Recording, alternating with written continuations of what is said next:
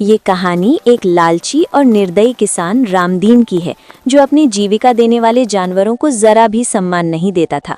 वो अपनी मुर्गी के अंडे छीन लेता, बकरी को भरपेट घास नहीं देता और तालाब की मछलियों को बिना जरूरत सताता रहता था।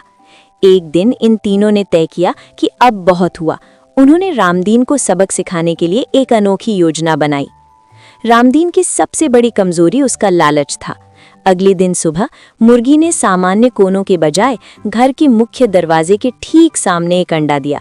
जैसे ही रामदीन अंडा उठाने झुका, मुर्गी ने जोर जोर से फड़फड़ाना शुरू किया और अपनी चोंच में अंडा लेकर घर के अंदर भाग गई।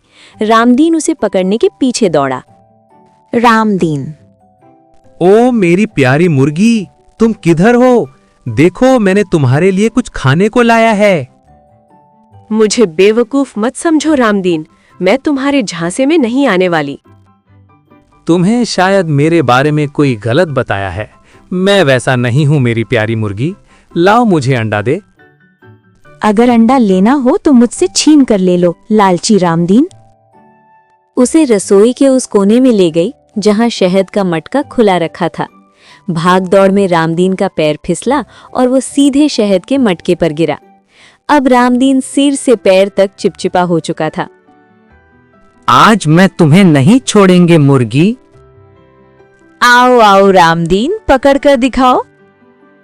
मुर्गी ने रामदीन को एक भूसे वाले कमरे में लेकर गया। मुर्गी जानबूझकर उस भूसे के ऊपर बैठ गया। जैसे ही मुर्गी ने उसे पकड़ने के लिए गया, भूसा उसके पूरे शरीर में लग गया। हे भगवान, आज मैं कहाँ फंस गया? हार गए रामदीन। बेचारा रामदीन हंसने लगा। अभी मैं हारा नहीं हूँ, तू वहीं रुक, मैं आ रहा हूँ। मुर्गी उड़ी और एक कोने में छिप गई। जैसे ही रामदीन मुर्गी को ढूंढ ही रहा था, तभी उसको बकरी मिल गई। बकरी, इसने मुझे बहुत सताया है, आज इसको दिन में तारे दिखाती हूँ। तभी बकरी ने रामदीन को एक जोरदार टक्कर मारी पीछे से। अरे बकरी, मैं तुम्हारा मालिक हूँ। मेरा मालिक ऐसा नहीं है, तुम जरूर चोर हो। बकरी ने फिर एक जोरदार टक्कर मारी रामदीन को। अरे मैं रामदीन हूँ, मुर्गी ने ऐसा मेरा हाल किया है। मुझे तुम गधा समझते हो? तुम निकल जाओ यहाँ से। तभी मुर्गी आ जाती है वहां और बोलती है, बकरी दीदी, ये कोई चोर है, ये रामदीन नहीं है। चलो इसको मारते हैं और इसको इस घर से भगाते हैं। मेरी प्यारी मुर्गी, तुम झूठ क्यों बोल रही हो? तुमने ही तो ऐसा मेरा हाल ऐसा किया है।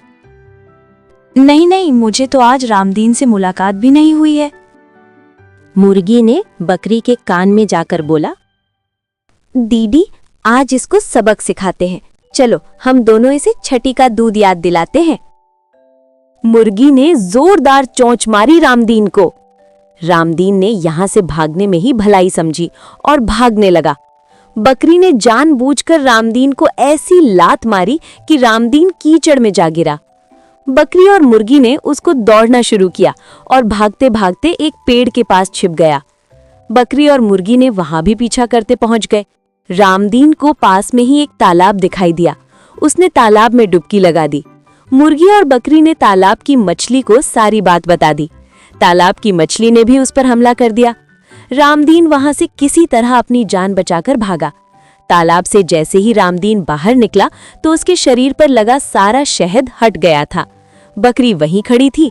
बकरी ने रामदीन को बोला, मालिक, आप इधर कहां से आ रहे हो?